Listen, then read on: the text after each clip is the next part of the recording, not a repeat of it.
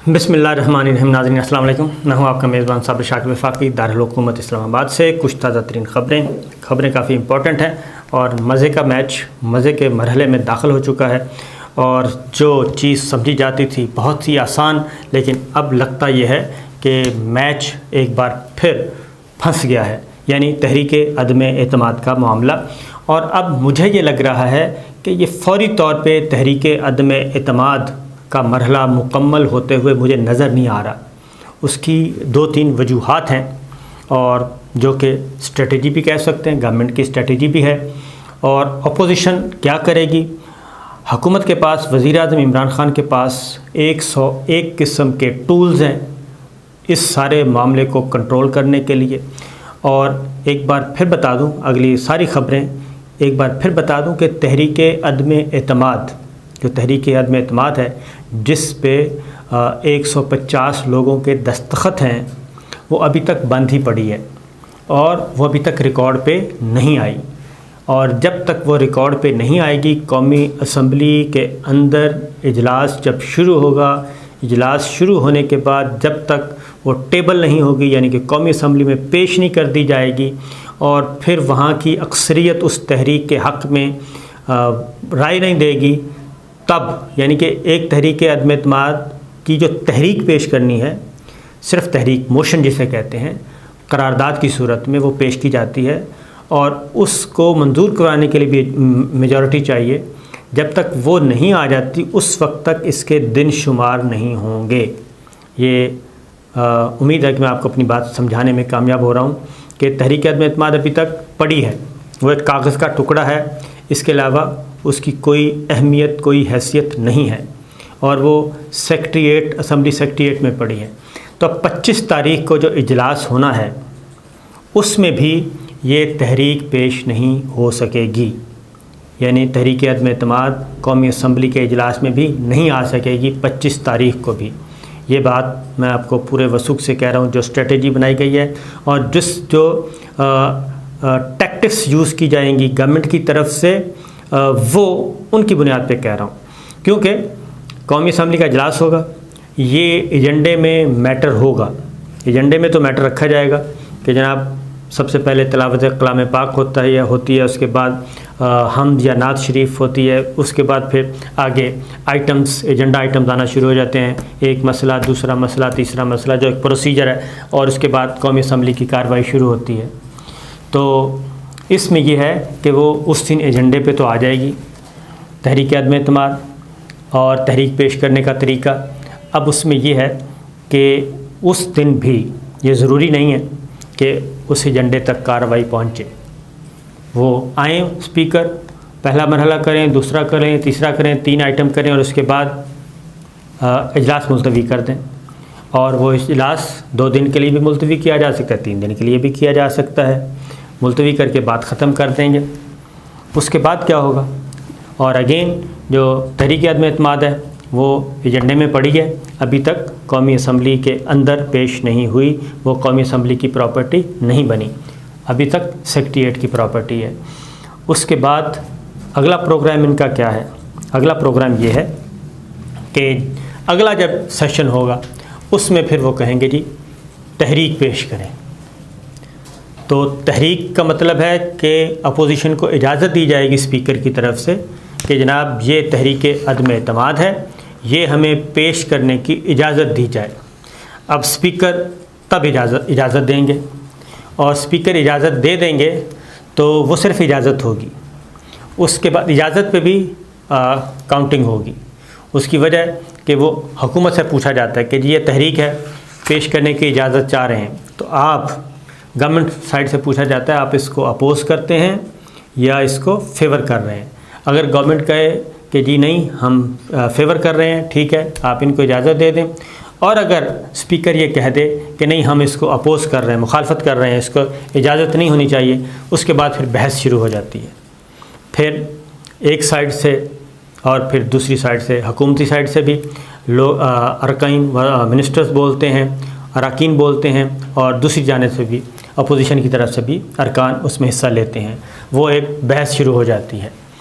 उसके बाद फिर ये बहस कितनी देर चलनी है उस पर आप रोक नहीं सकते, ये स्पीकर का इख्तियार है। अगेन स्पीकर के पास असम्बली के अंदर जो बार बार जो सदारती रेफरेंस और जो सुप्रीम कोर्ट बार पिटीशन लेके गई थी, उसमें बार बार अजलास के अंदर की कार्रवाई पे बात करना चाह रहे थे, तो चीफ़ जस्टिस ऑफ पाकिस्तान वाज़े तौर पे कह रहे थे कि हम अंदर की कार्रवाई में कोई दिलचस्पी हम नहीं रखते, वो एक अंदर की कार्रवाई वो स्पीकर का इख्तियार है और अभी हम उस तरफ जाने के लिए कायल नहीं हुए।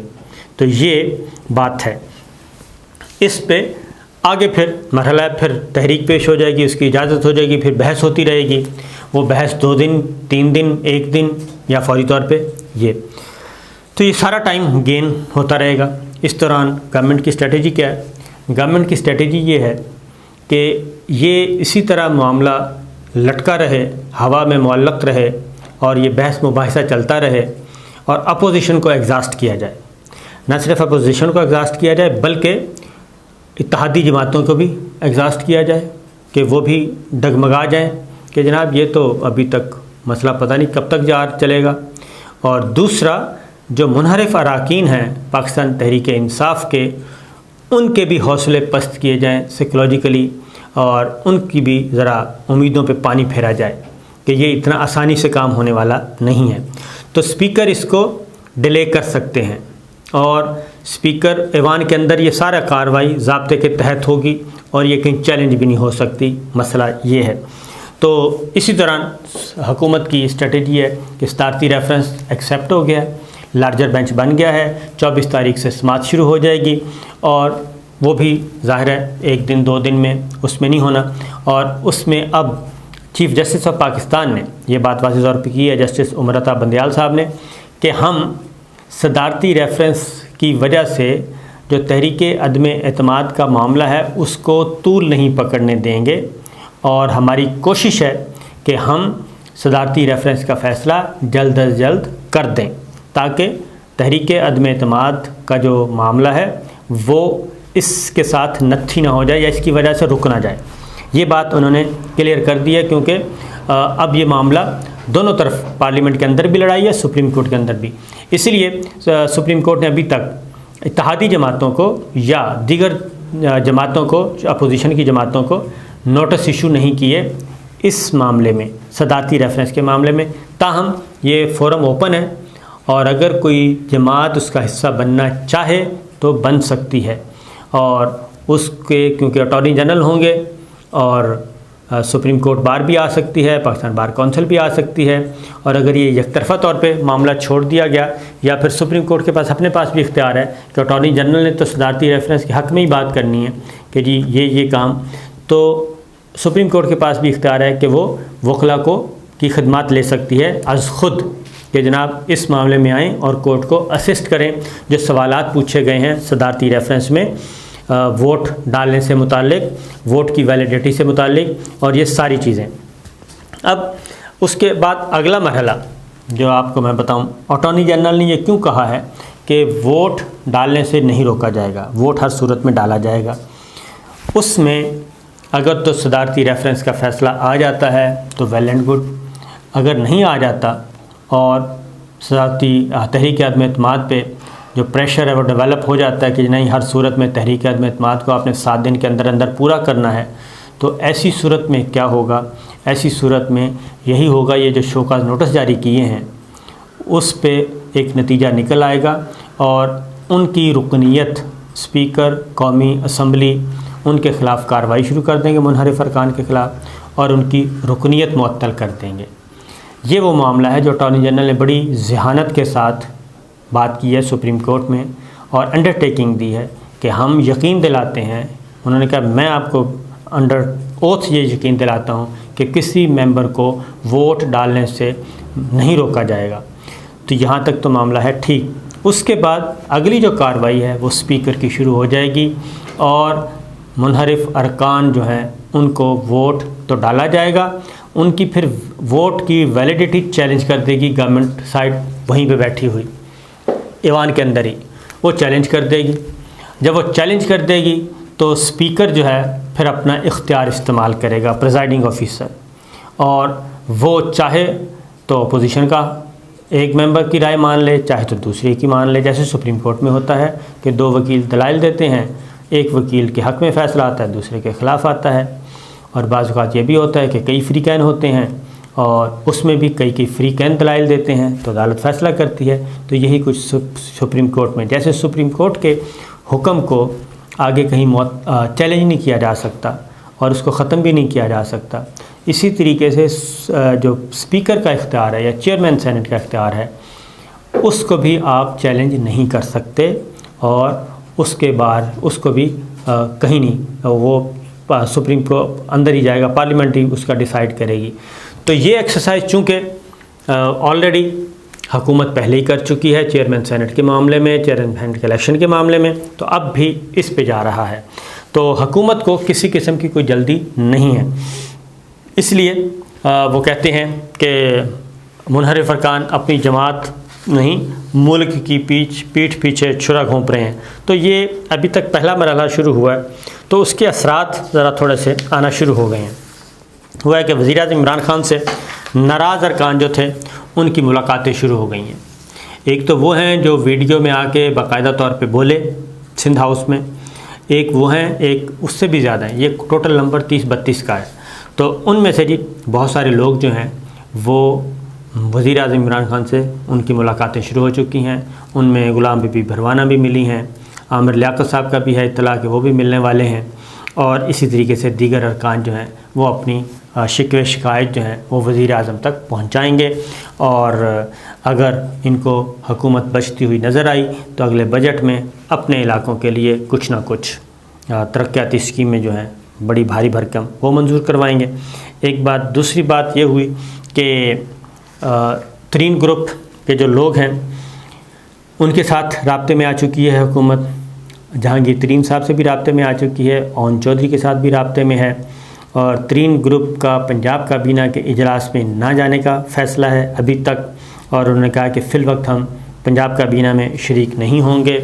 और साथ ही साथ ये भी हुआ है कि तरीन ग्रुप के कुछ लोग जो हैं वो हुकूमत के साथ भी राब्ते में, यानी कि वज़ीर आला पंजाब उस्मान बुज़दार के साथ भी राब्ते में आ चुके हैं और उनके साथ अपने मामलात सीधे कर रहे हैं।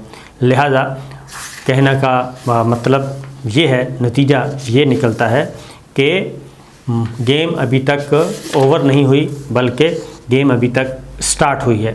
और फिर अदाकार शान ने भी वज़ीर-ए-आज़म इमरान खान के हक़ में एक ट्वीट कर दिया है और उन्होंने भी कह दिया है जी कि वज़ीर-ए-आज़म इमरान खान को कि शान का वज़ीर-ए-आज़म के नाम पैगाम कि हम आपके साथ हैं जी, और बदनवानों के ख़िलाफ़ आवाज़ उठाने के खौफ से आप लोगों ने, आपने यानी कि प्राइम मिनिस्टर ने निजात दिलाई और ग़ुलामाना नींद में सोई माजी की हुकूमतों के ख़िलाफ़ जगाया, उस पर हम बहुत शुक्रगुज़ार हैं। तो दोनों तरह की चल रही हैं। और साथ ही साथ जहांगीर तरीन ग्रुप ये भी कह रहा है कि जनाब मुस्बत इशारे मिल रहे हैं गवर्नमेंट की तरफ से, और वो हैं उस्मान बुज़दार की तब्दीली के।